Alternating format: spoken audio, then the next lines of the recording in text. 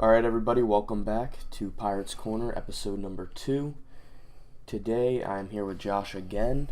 It's been about 2 weeks. I think that we've decided it'll be better scheduled to do bi-weekly than weekly, just because of some of the things that are going on. We're all busy nowadays. Today, we are going to be going over some third base topics, some non-roster invites, actually a lot of non-roster invites. We got a lot coming in today. Shortstop position we're going to touch on again, some key free agents that we may have missed on, maybe not, the catching position, and then the bullpen.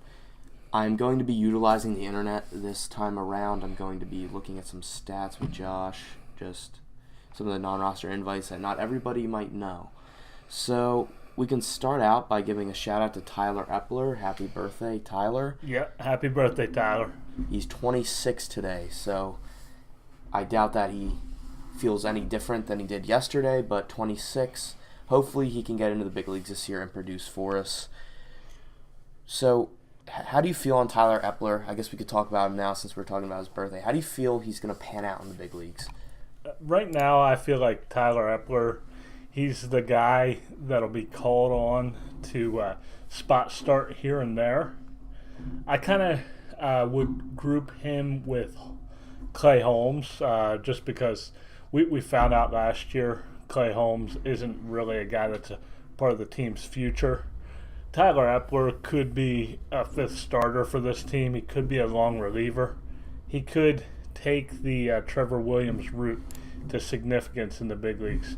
That's going to be pretty much the way he would have to do it at this point, because his stuff isn't good enough where he's like top of the depth chart as a starting pitcher as he tries to break into the big leagues. So he'll probably get a start in 2019, but I wouldn't expect too much of him. So maybe a guy who can come up if, say, I don't know, a doubleheader, maybe. Yeah. If there's a doubleheader and we need another pitcher and Tyler Epler is doing well at AAA, maybe he could come up for us. Last year he pitched in 153 innings and he struck out 118 people. That's okay. But he gave up more hits than innings pitched, so Yeah. that's kind of a red flag for him. The whip wasn't terrible, 1.30 at AAA, but it's at AAA, so that number's not great by any stretch of the imagination. So that kind of tells you where he's at as a pitcher. He could pitch in a doubleheader next year. Ideally, he's not the guy you want to call on to push everybody back and give everybody another day of rest. That would be someone like J.T. Brubaker, or ideal scenario, that could be when Mitch Keller makes his debut. So Tyler Epler's not the guy. He could stick with this organization in some sort of role, but he's not like a big part of this team's future. Do you compare him to Clay Holmes at all? Yeah. In a much different way. Epler's very, very safe with his walk rates, everything like that. That's how he posted a 1.30 whip, despite having more hits allowed than innings pitched at AAA.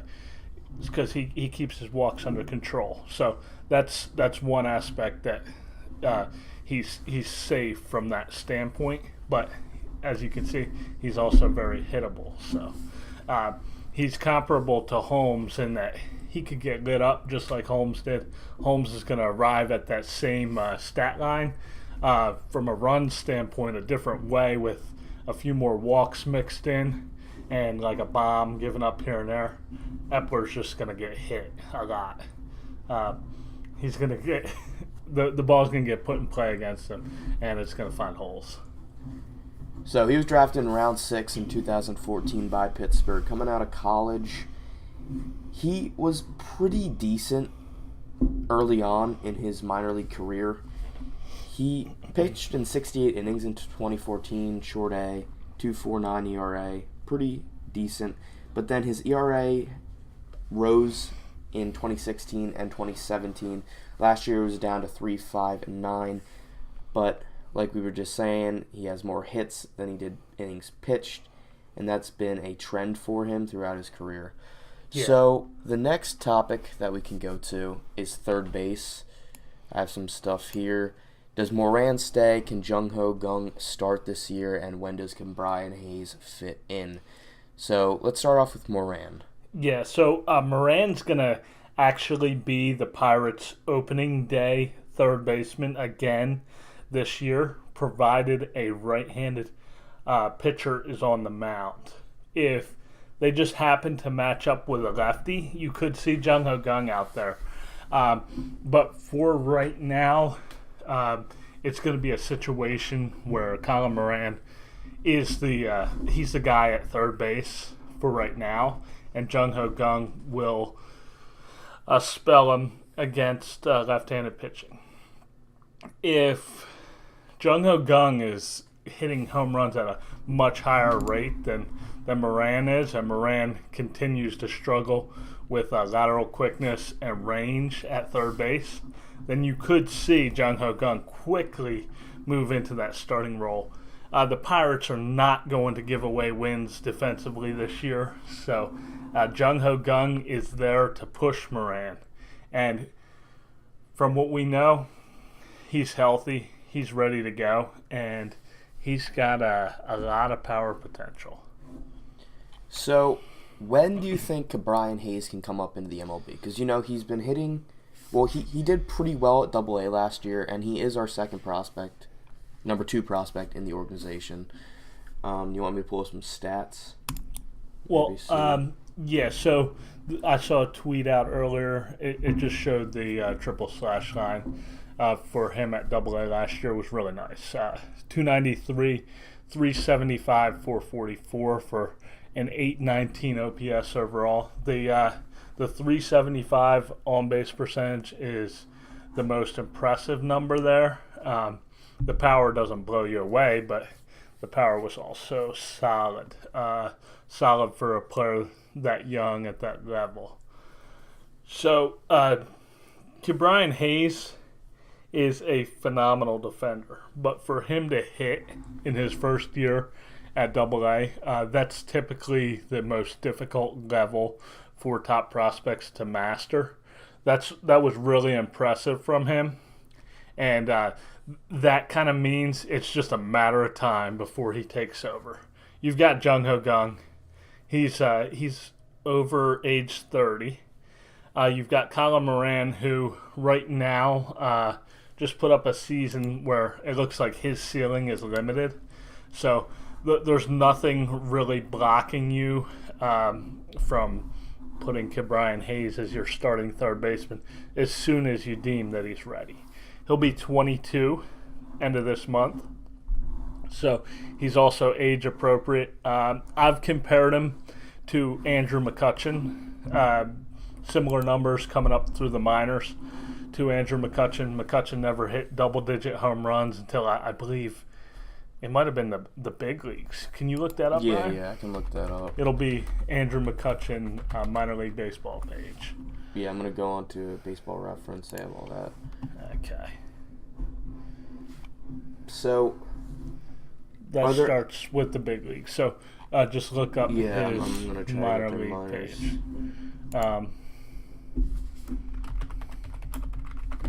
And then MILB. Yep. There you go. Yeah, so it's funny seeing a Phillies logo next to him now. Yeah, I mean, we may have to go to some more Phillies games this year. We do live closer to Philly than Pittsburgh. We need to go see him. Yeah, so he actually only hit 8 home runs in any given season. That was the highest total with one team. 2007, it looks like, combined. Okay, there with AA and AAA, he hit 10 home runs, and then In AAA, he hit 1 that year. yeah. So he had 11 total. Okay, so he had 14 at A-ball. Hickory, yeah. Full. So that would that be like are West Virginia Power. Yeah. Okay. So Andrew McCutchen did have a little bit more home run power from the get-go. Can you bring up Ke'Bryan Hayes' page again? Yep. Here we go. Okay. So last year, Ke'Bryan Hayes only hit 2 home runs, but he hit 6 the year before that. 437 at-bats this past year, 7 home runs. So the power looks like it continues to develop. It's not quite on McCutchen's level as he was coming up through the minors, but he's a much better defender than we've seen come up through the Pirates minor league system at any point in the past decade. 6 or so. errors last year. So, yeah, he is a good fielder. And it goes beyond just errors because the guy's range is phenomenal. Yeah. If Cole Tucker wasn't playing shortstop, then you could really consider this guy as a shortstop from a range standpoint. But the only issue with that is he already weighs over 200 pounds, so he could possibly outgrow the shortstop position if they opted to go that direction. Right now, he's a phenomenal defender at third base from a range standpoint. So with Cole Tucker in the system, you wouldn't really consider that because the bat for each player fits better positionally, third base and shortstop. So. Okay, I think that covers third base pretty well. Let's move on to some non-roster invites.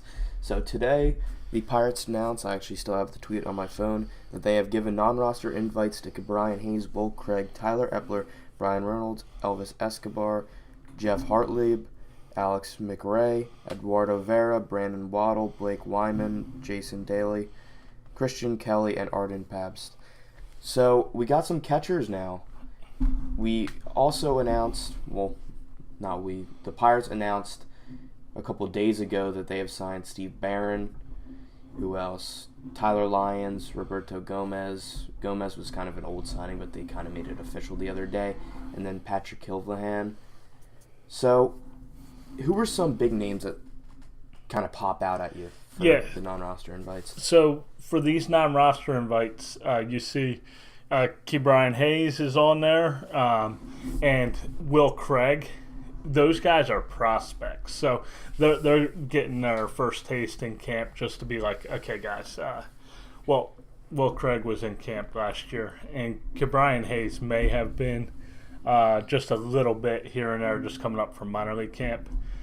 One way or the other, those guys are going to get a long look in camp, like at least a week or two of potential to play and start big league spring training games, get at bats against MLB pitching. But of the guys that were signed, probably the most significant name is Tyler Lyons. And he's, when I first saw the signing, my first thought was, this is the Cardinals' version of Steve Brault. He's a taller pitcher than Steve Brault, and his repertoire and walk numbers actually make him a better candidate to just get left-handed batters out at the big league level. So he may have already passed Brault on the left-handed relief specialization role depth chart. Of course, Brault's still in the running for the 5th starter, but we don't expect that to end up materializing as him earning a role as the 5th starter. So I think that Nick Kingham's probably going to get the 5th starter spot. Yeah, and it seems like there's an obsession among Pirates fans right now of trying to get a left-handed starting pitcher in there. So that's why Steve Brault's name is still significant in this race. It's pretty much between Kingham and Lyles right now, and the Pirates could go out and get a left-handed starting pitcher off the free agent market, but They're pretty much set from a I'm going to look at who's still on the market. So probably the biggest name from a left-handed starter standpoint that would be a fit in Pittsburgh is Wade Miley. Of course, Dallas Keuchel's still out there, but a lot of people believe he's going to end up in Philadelphia. how much do you think that he's going to get, Dallas Keuchel?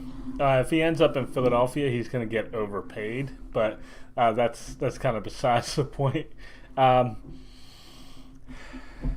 could see him getting somewhere around 18 to 20 million per year. Now, there also is Gio Gonzalez. He's still out there, but I'm not sure. How do you feel on him? Yeah, what exactly is his age? 33 years old. 33, yeah, he's 33. It would add some veteran presence. Like if they were going for a left-handed starter slash veteran presence replacement of Nova, makes sense from that standpoint. I don't think he's a great pitcher at this point in his career. No. He doesn't throw super hard. And what I saw of him last year with the Brewers, he was like severely limited from an inning standpoint. Like it didn't seem like he was able to get through 5-6 innings consistently. Maybe that was just something with a nagging injury, but with that his most recent sample of work in the big leagues, that's not really attractive for a team like the Pirates that wants innings from the back end of their rotation. So last year, Wade Miley, going back to him, he pitched in 16 games, started all of them, 80.2 innings, 50 strikeouts, 2.57 ERA with a 5-2 record. He could be a very solid fifth starter for us, I feel. Yeah, the 2.57 ERA doesn't really tell the story of exactly how he pitched. He easily could have ended up with numbers higher than that if a couple more balls had been hit out of the park with men on base, because he wasn't exactly lights out like 2.57 would indicate. Yeah. But he did keep his walks under control. He had almost double the amount of strikeouts as he had walks. The 27 walks in 80 and 2/3 innings was a solid number, but the 50 strikeouts is not exactly the number you would be looking at. Batters hit 237 against him despite only having 50 strikeouts, so he was kind of lucky from that standpoint. But if the Pirates are still interested in the ground ball pitcher, Wade Miley is the guy. He got a 1 point. Can you go back down? Yeah. 1.64 ground outs for every fly ball out last year. Throughout his career, 1.39 ground outs for every fly ball out. So he's always been a pretty significant ground ball pitcher. So that makes him a fit from that standpoint. But if you're expecting an ERA under 3 again, you're probably going to be disappointed. Yeah, last year there were a lot of really good hitters on Milwaukee that probably helped him out, and with some good defenders for the Brewers as well, he did all right himself, but I know that the team probably helped him out around, because you could see in 2017 with Baltimore, he made 32 starts with a 5.61 ERA and went 8-15. Granted, it is the Orioles; they're in the middle of a huge rebuild right now, and he was dealing with some injuries that year. Yeah, but his walk rate was up. That pretty much tells the story. That's a strong red flag. 93 walks last year, or not last year, 2017. And for him. that's far and away the highest walk total of his career. His number from last year. So he's not going to be the guy he was in 2017. He's probably not going to be the guy he was in 2018 either. Looking at seasons throughout his career, that is 2013. 2013, he went 10-10 with a 3.55 ERA and 202.2 innings pitched. Yeah. Just That's looking. the most he's pitched in a single season. He's always had his career WHIP is 1.39. So, in any given season, he's probably going to give you a 1.3 plus WHIP.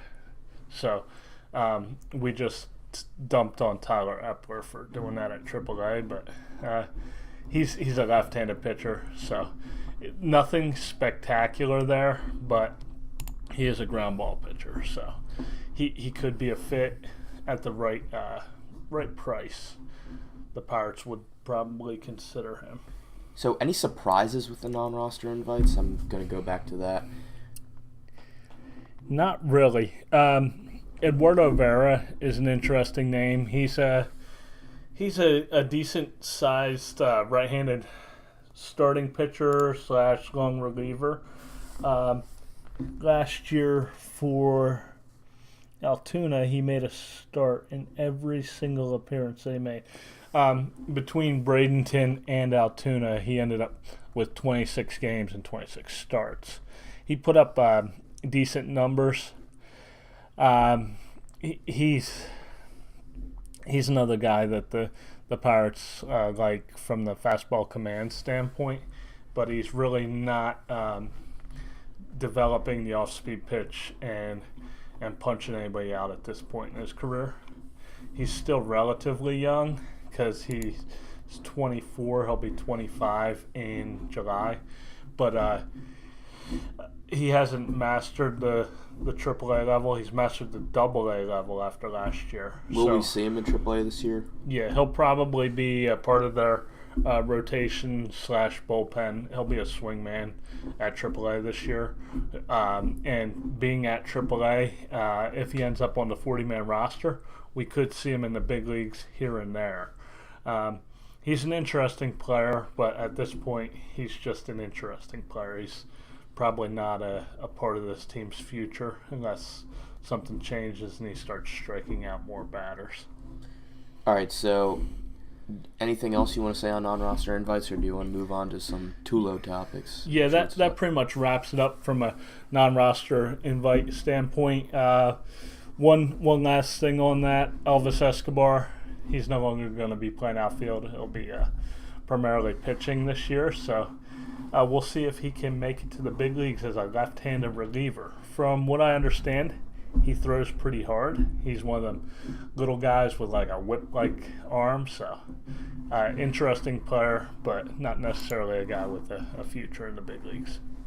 All right, so now we're going to move on to some shortstop topics. Well, actually, one shortstop topic, and then we are going to move on to some key free agents, which might go hand in hand with shortstop.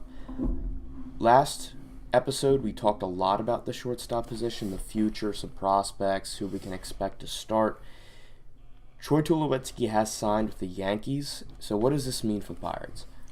Yeah, so Troy Tulowitzki may have been atop both of our lists 2 weeks ago as guys that we wanted to see the Pirates sign to bring in and play the shortstop position. I believe I included Manny Machado as part of my wish list. I may not have, just from how realistic. Yeah.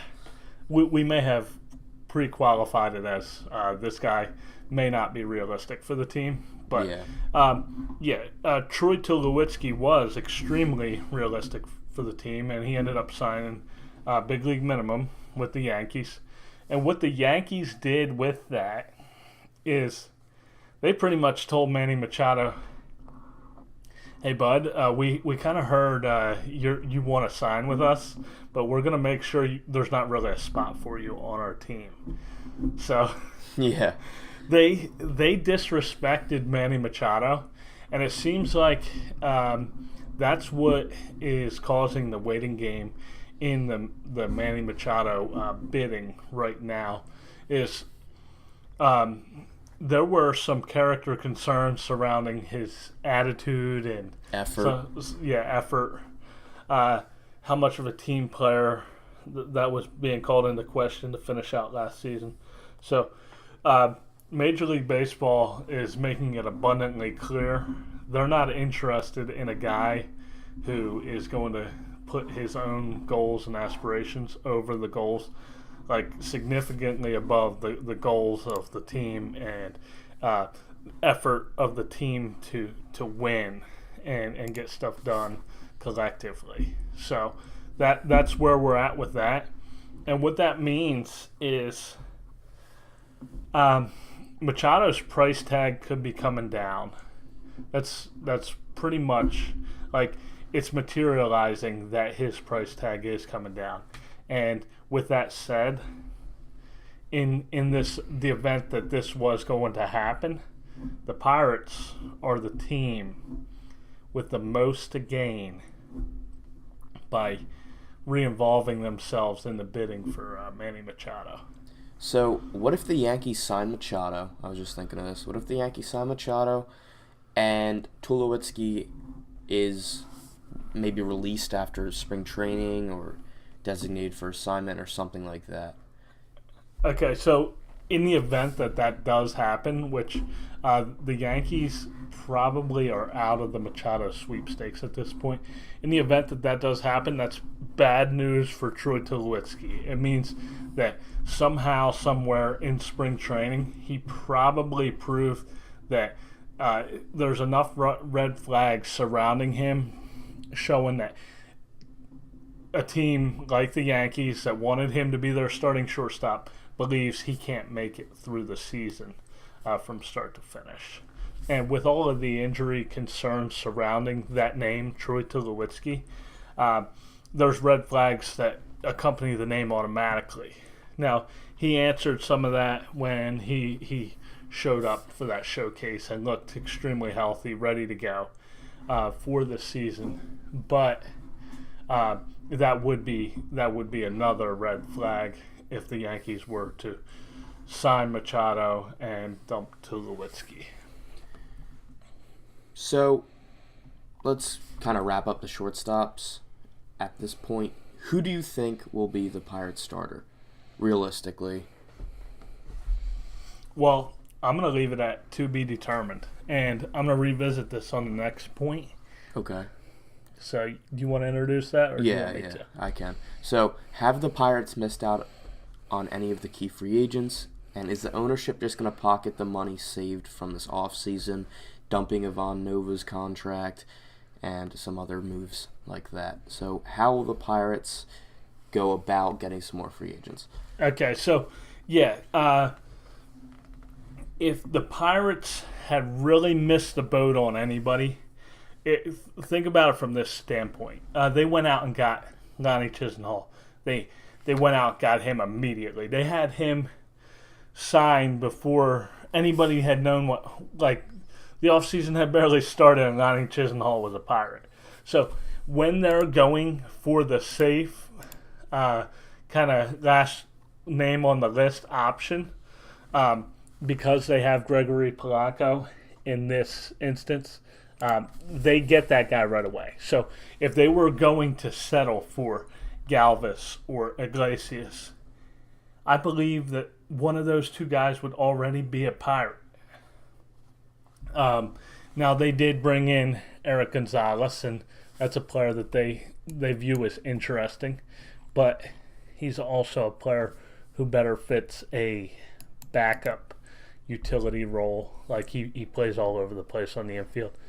Right now, can you go back up? Yeah.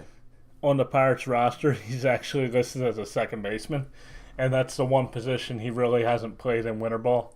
He was playing third and shortstop before the Pirates acquired him while he was a member of the Indians organization down in the Dominican Winter League, but he moved to primarily shortstop once he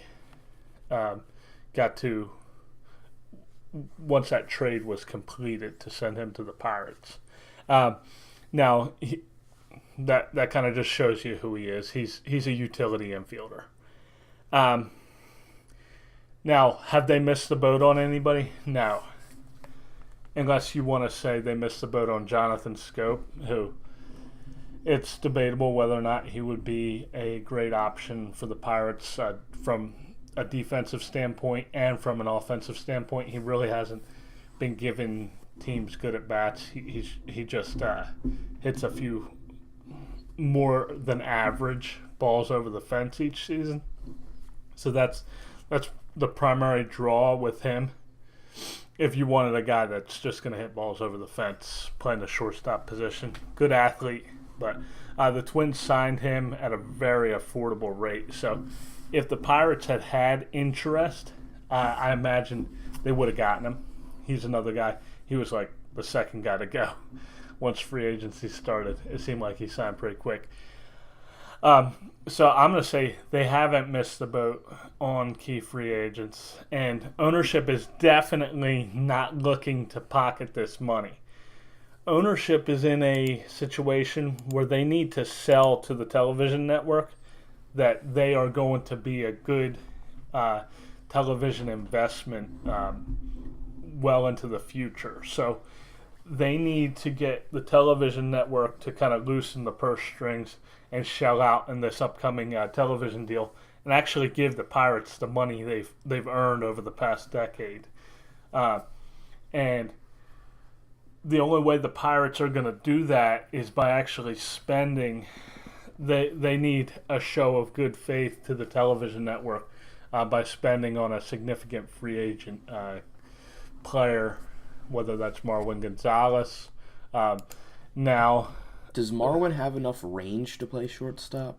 He does. He'll be a better defender than Jordy Mercer, and since he's a better offensive player than Jordy Mercer, that's passable. Right now, the guy that's ideal is the most expensive guy on the market, and that's Manny Machado. This wasn't realistic 2 weeks ago because he was going on that free agent tour, and Manny Machado had 3 teams offering him, putting significant offers on the table. The Phillies actually offered him a deal. Like, there's an offer on the table from the Phillies, and the White Sox officially submitted an offer. And the Yankees had an offer, and I believe they have since pulled it since signing Tulowitzki. The Phillies probably still have their offer on the table, but with each and every signing that they make, signing Dave Robertson, average of $11.5 million per year, that offer becomes less and less likely to actually materialize and happen. They are rumored to have stupid money. Well, if they give $20 million per year to Dallas Keuchel, then they're up near the highest their payroll's been in recent history. Right now, they're operating at a payroll similar to 10 years ago, or 11 years ago, 10 and a half years ago when they won the World Series. So they're right in the $140 million range, and that was right around what their payroll was then. I get inflation, stuff like that, but they still have starting pitchers to sign, and they really need to address starting pitching. They're also involved in the Bryce Harper sweepstakes. So, given that they got their first sit-down secured with Bryce Harper, they're probably out on Manny Machado. So the White Sox, who were rumored to not be willing to go 8 years with their offer to Machado, are now the last team publicly known to have an offer out there for him. And now all of a sudden the speculation of this mystery team is starting to creep back in. And the mystery team that makes the most sense is the Pittsburgh Pirates. Do you think that the Pirates should go out and submit an offer to Manny Machado, meet with him, have him come to Pittsburgh, walk around, and meet with ownership, meet with Neil Huntington, and submit an offer to him that may be reasonable for the Pirates and maybe even reasonable for him? Yeah, I don't know that actually hasn't happened yet, because there was kind of a day that was unaccounted for during the tour week where all of a sudden, I think it was John Heyman came out and kind of squashed the mystery team rumors. It was rumored that he was going to visit 4 teams, 4 cities. he visited Chicago, New York, and Philadelphia. That's publicly known. Now, there's a day that week that's really unaccounted for. And there's a city right in the middle of all of them, which Yes. is Pittsburgh. Yes, so we don't know that he hasn't actually made that visit to Pittsburgh, because it got squashed. Kind of the public hype surrounding Machado and the Pirates it just went away. Now, it went away just because the hype train went away, because that tweet from John Heyman kind of squashed it. Now, that is so Pirates for something like that to happen, where they just squash a rumor and then they bring the guy in, and it's in the works behind everybody's back without anybody knowing that it actually happened. So, and without fans expecting him coming to Pittsburgh, going to the airports with the photos up on their phone looking for that guy. Or the construction worker that walks up to the stadium and begs him to sign with the Phillies. Yeah. There wasn't really anything like that in Pittsburgh. Yeah. He could have snuck in and out of the city without even being noticed. So. And during the Steelers football season, everybody was probably focused on that and was not expecting Manny Machado to be walking around the streets, which he probably wasn't. He was just driven up probably to the front door, brought in, and then left. Hopefully that happened. That's all speculation, but it's a very big possibility. So do you think that wraps up the key free agents? Yeah. Just one more thing on that. Okay. The owner's not looking to pocket that money. That money will be offered to Marwin Gonzalez if something with Manny Machado doesn't materialize. Like, the Pirates can't put Manny Machado in a headlock and threaten him until he signs. He ultimately has to be sold on Pittsburgh. And as we mentioned in the last episode, Marwin Gonzalez is a fit from multiple standpoints. He could play shortstop immediately, then move to left field. As he's listed here on MLB.com, he is Yeah. listed as a left fielder, but as everybody knows, he plays everywhere. Yeah, he can move to left field when Corey Dickerson departs and Cole Tucker arrives, which could coincide within a matter of months. So he's a fit from multiple angles from that standpoint. So he's still out there. He's not going to sign until the Machado decision's made. Harper plays a role because he's either going to take the Phillies' money in that direction or he's not. Either way, the Phillies don't look like a huge player in the Machado market, even though they brought him in, just because they have too many other needs that need to be addressed. They could try and cover everything by signing Machado, be like, okay, just bringing in this guy with this bat will help so much, but they'd be displacing Michael Franco. Just he's not really a fit in Philadelphia. They could make it work, but they wouldn't be addressing some of their key needs and kind of over addressing one particular area of need. All right, so let's go ahead and move on to some catching topics. So there's been speculation most of the offseason that the Pirates have been shopping Francisco Cervelli. Personally, to me, it doesn't make much sense. So how do you think Francisco Cervelli will fit into the picture if he is not traded in 2019? They'll continue to use Cervelli and Diaz kind of starter and immediate backup, where you keep Cervelli healthy by playing Diaz enough that you really don't wear Cervelli down. Now, with that said, to me, it makes all the sense in the world to trade Francisco Cervelli from a couple of standpoints. If you're not going to extend a qualifying offer to him after the season, then you really need to trade him. That way you kind of guarantee he doesn't walk away as an asset, just contract fulfilled, and you get nothing in return once he walks away. There were a lot of rumors during the same time period that you're talking about in the middle of the season that he may go somewhere. Yeah. And there was that rumor out there that the Pirates talked to the Dodgers about a 1-for-1 Ross Stripling for Francisco Cervelli. Yeah, I myself am not a big fan of Ross Stripling. Sure, he struck out a fair amount of batters last year, and he kept his walk rate under control. Everything from a number standpoint was solid with Ross Stripling. Just Fangraphs would be the one to go. Okay. Let me find. Okay, here we go. Yeah, so he had 10.03 strikeouts per nine last year and 1.62 walks per nine last year. But at the end of the day, he couldn't stay on the field long enough to really get it done. He appeared in 33 games, only made 21 starts, 122 innings of work. So he would be the Pirates' fifth starter.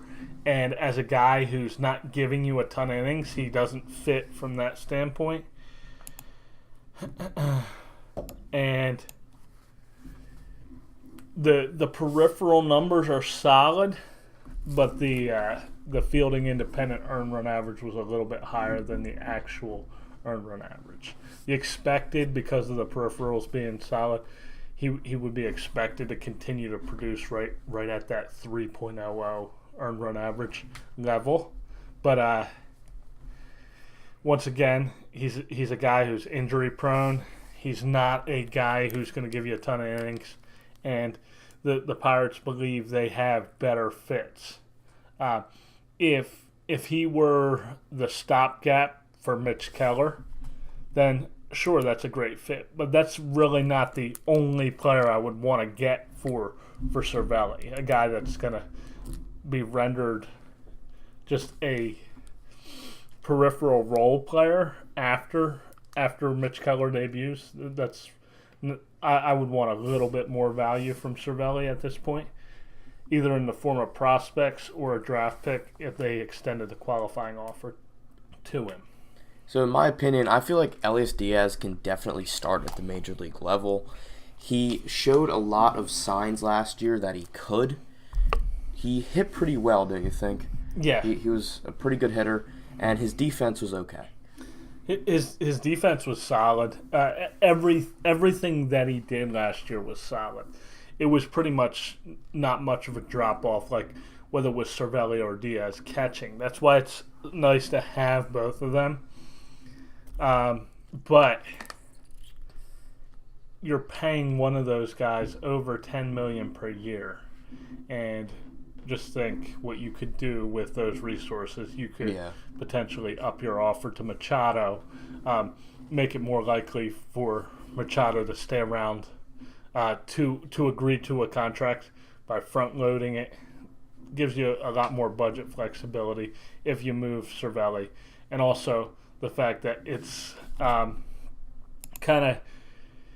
it's doubtful as to whether or not you would want to extend a qualifying offer to him next year and have to pay him like $18 million if he accepted it. So, all right, now we can move on to some topics regarding prospects at the catching position. So I have a few guys listed here. They're the significant players in the minor leagues. Deion Stafford, who's in our top 30 prospects. Christian Kelly, who just got a non-roster invite. Grant Coe, who's he was drafted last year. Jason Daly, who has been a non-roster invite. And then Arden Pabst and Raul Hernandez. So Deion Stafford, in my opinion, is probably the only guy on this list who can go and be a player in the MLB that can really produce for the Pirates. Yeah, Stafford isn't actually age appropriate for the level that he's at, but you can see it's the bat's significant. So anything that he offers you from a defensive standpoint is just going to add to what he brings to the table offensively. So he's 22 at Class A, low A. Last year he hit 253 with 49 runs batted in, 11 home runs, 5 triples, and 19 doubles. He got 87 hits in total and 344 at-bats, scored 60 runs, and had a slugging percentage of .433. Yeah. The key number that I look at there is if you add up his extra base hit total there.